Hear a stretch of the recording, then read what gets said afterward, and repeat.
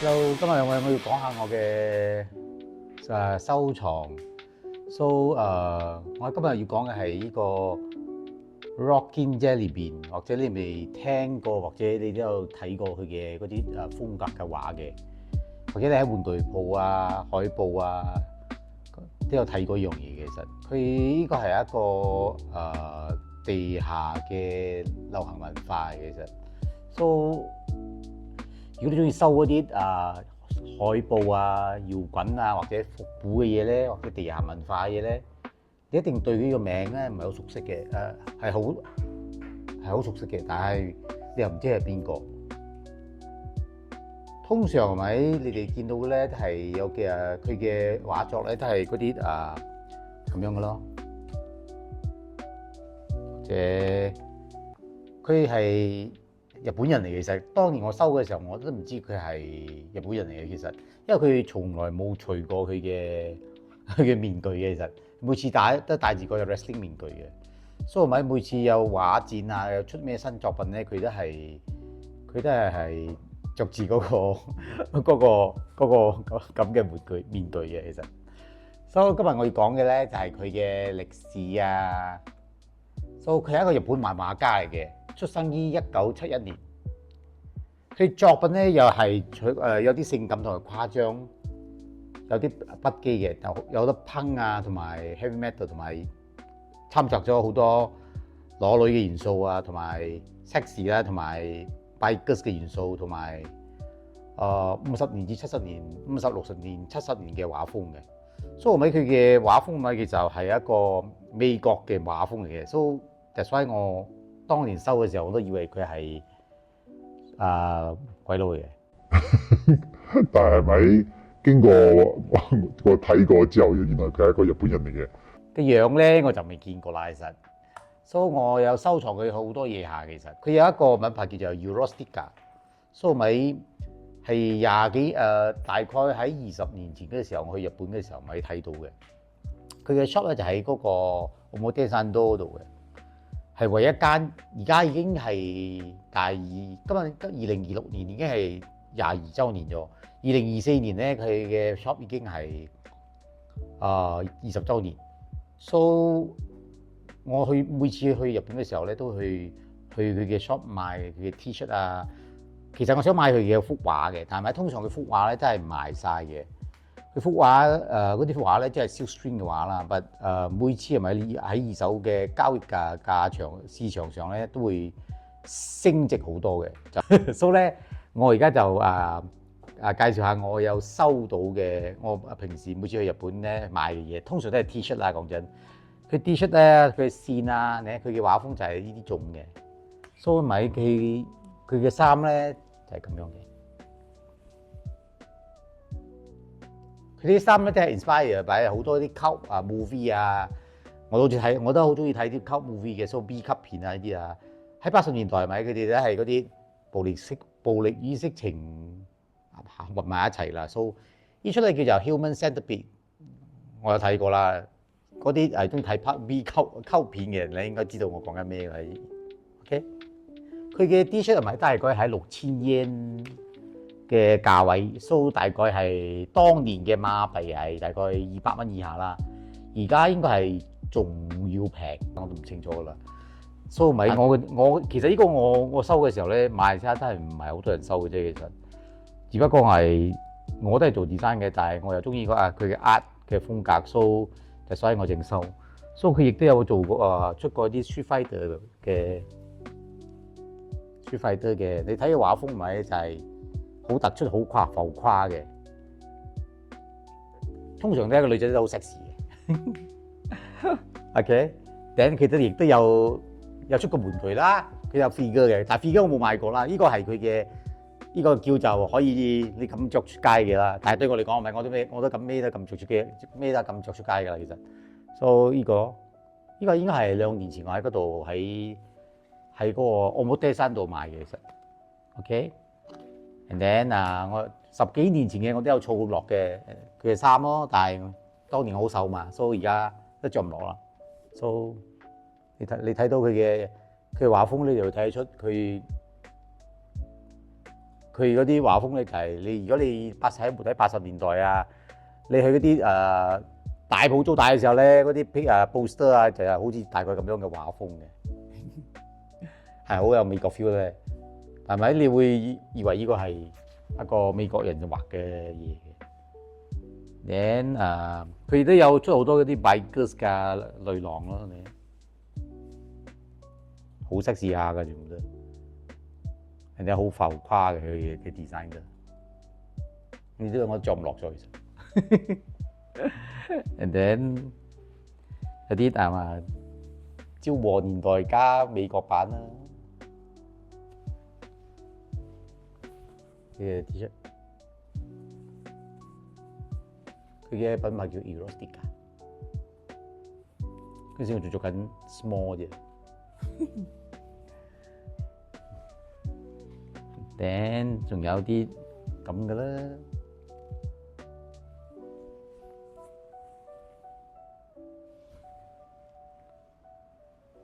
咁嘅都有咯。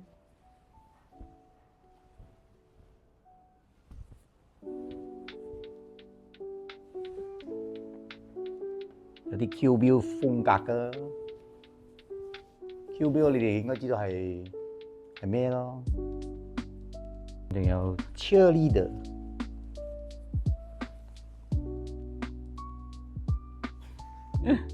係，so 佢咧就所以係咪佢嘅嘢咧，通常咧都係炒價㗎啦。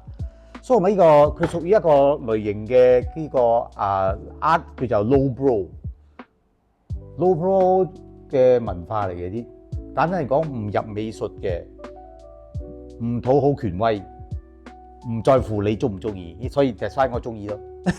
嘢人我都唔會在乎你中唔中意。其實佢嘅 Elastica 其實20週年嘅時候咧，佢都有喺世界各地都有行簽名會嘅，其實台灣啦、香港啦、馬來西亞就冇咩可能啦，其實，因為佢嘅藝術咧，其實都〜喺馬來西亞咧係 ban 嘅，其實都冇咩可能喺馬來西亞有呢個展覽嘅。我都希望有啦，其實，so 我都冇機會去到佢嘅畫展。希望今年如果有嘅話，我都希望會去到啦。其實，同埋我上2年前買嘅佢嘅呢本 Rocky Jelly 裏邊嘅畫集，所以有啲畫咧我就冇 show 俾你啦，所以我就一邊邊咁樣 show 俾你哋睇啦。OK， 唔係全部啦。OK，so 呢個畫風咯。呢本書其實要400-500蚊睇，人哋賣其實可以訂嘅。我喺 Rocky Jelly 裏邊嗰度買，其實喺佢 Elastica 嘅 shop 買。佢嘅 shop 其實係好特別嘅。如果有機會嘅話，你哋去睇一睇啦。因為一個龍咁樣嘅嘢，幾好笑下其實。so 我 show 俾你睇。嘅封面啦，佢每次又唔係得著字嘅塑膠嘅打 wrestling 嘅，唔知係咪係通緝犯我唔知啊。呢個係佢嘅，呢個就係佢嘅每次戴嘅嗰個頭盔，嗰個 wrestling 嘅帽。其實喺日本嘅 wrestling 咪佢哋有戴住啲好浮誇嘅面罩嘅。其實我對呢個面罩都幾有興趣，其實，但係買唔翻嚟，其實。都唔平，因為 so 睇下介紹啲可以睇得嘅先，買啲啦。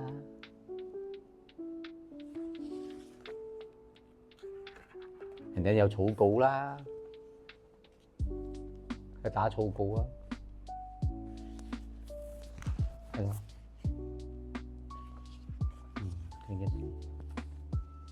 佢樣我真係未見過，其實。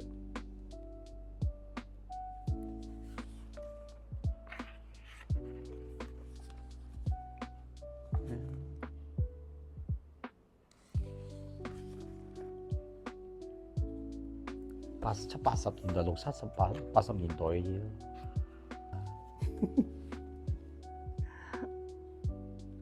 如果有興趣嘅，你哋真係去 check 下本書，但係你要訂，未必有攞到添。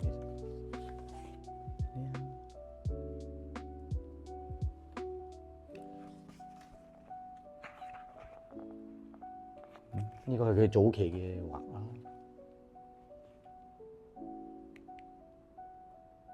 我係好中意呢啲咁樣嘅 design 啦，其實唔係個見仁見智嘅 design 呢樣嘢，其實有啲人中意 simplicity，我就係中意 more impactful 嘅咯，其實。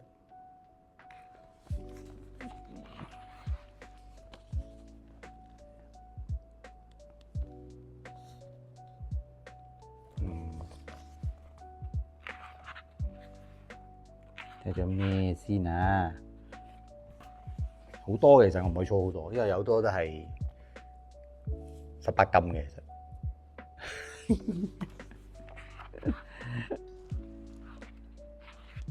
就係因為佢係18禁，我正中意啦。睇佢嘅 typography 啊，全部唔係亂嘅，其實佢就係有排版嘅。其實我唔知呢個年代人識唔識排啲嘢啦，其實。因為全部人都而家都攞咗 AI 嚟做咩 simplicity 啦，覺得都係 bullshit 嚟㗎啦，其實啲垃圾講廢話嘅啫，佢哋真係好多都係啲客仔啊，以為佢哋就識 design，識得用 AI 唔代表你識用 design 嘅 ，OK？design sense 係咪係睇你有唔有，唔係睇你係咪識唔識用。俾一嚿嘢你做嘛，用咪你都唔識，你都唔識做出嚟㗎啦，其實你都唔知叫咩，你識條鐵咩 design 係咪？所以咪有時有啲人啊就講哦，我識做咯，啱唔啱我啲其實我都好多咁嘅客仔嘛，以為自己係 designer 嚟嘛，啲就覺得自己係㗎啦，即係識撳出嗰度嗰個圖畫出嚟就覺得自己係㗎啦，其實好多人都係咁樣嘅而家呢個年代。香港我都識畫啦，啲整咗啲出嚟啦。呢啲係呢名講啦，呢其實每次我聽到都反白眼啊！其實識得用 Canva 同埋識得用嗰啲嘢係咪？唔代表你係 artist 嘅。你冇 sense 係冇 sense 嘅，唔知你記唔記住？嗰個 just AI 係一個 tool 嚟嘅，識用嘅咧其實係一個好好用嘅嘢嘅，但唔係佢冇幫你做 design 嘅。其實呢樣嘢應該係。講俾啲design 知咧，佢就知我講咩啦。講俾啲人唔識嘅咧，就當噏風咯，係咪？佢哋所謂嘅咩排版好靚啊，佢 Canva 或者嗰啲AI 做俾你啊，都係垃圾嚟嘅，全部成條街咪睇到一樣嘅咯。所以都唔會發覺呢排嘅 design 嘅水準啊，其實已經跌咗咩？因為而家嘅客仔都唔愛使錢，覺得哦咁嘅。用 AI 嚟做咯，所以我咪出嚟咪又靚咯。佢覺得靚咪得咯咁樣啊，所以咪而家真係其實 design 呢樣嘢係冇價，好似 Illustrator 啲嘢畫出嚟就唔係你想象中咁容易畫嘅咯。其實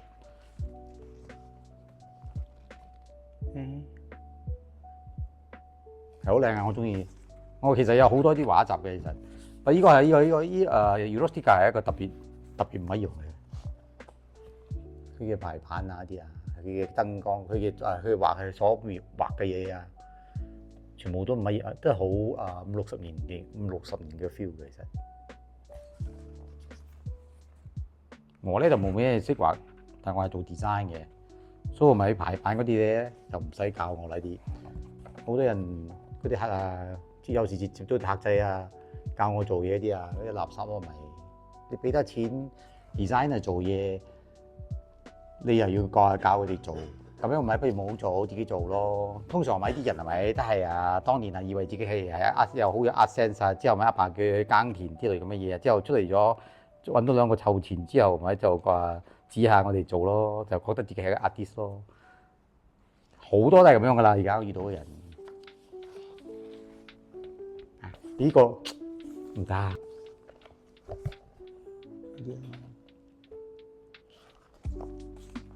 佢都有出嗰啲 figure 嘅，其實當年搶唔到。其實而家嘅喺二手嘅市場都炒到好高下。其實知嘅人咪知咯。其實佢通常係圍繞住嗰啲全部嘅女啊美國嘅，所以佢啲係全部都係金髮嘅女仔嘅。其實同埋外國嘅文化多啦，其實。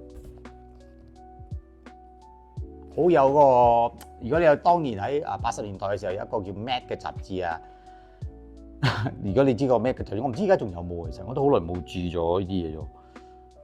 但係我而家仲係有收呢啲書嘅啦，其實。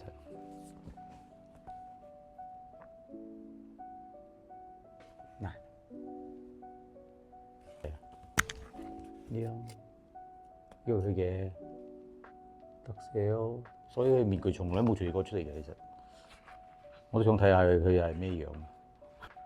佢有出滑板啦，佢哋有賣滑板嘅。如果你有收滑板嘅習慣都可以嘅，但係寄翻嚟可以寄翻嚟。其實佢喺 online shop 嘅，但係通常都係買唔到嘅。尤其佢啲畫買唔到喎，每次都走雞嘅。人哋佢每次係乜嘢？佢嘅展覽一定有兩條女嘅，都幾識下嘅。其實有時。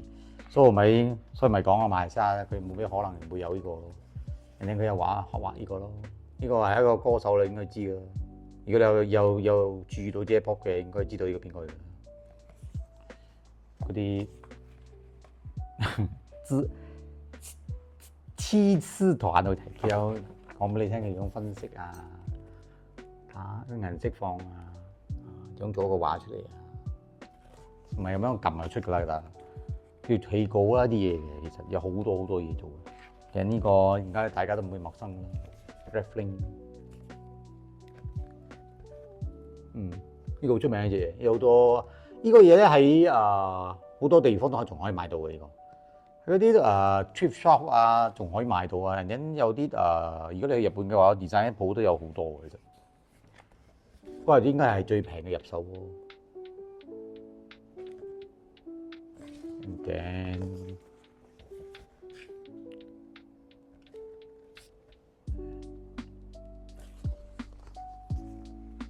我仲係一個 Simplicity 嘅人，所以對我嚟講，我就好中意啦。但係我就係想買嘅嘢，佢個畫咧，就真係睇下我今年買唔買得到咯。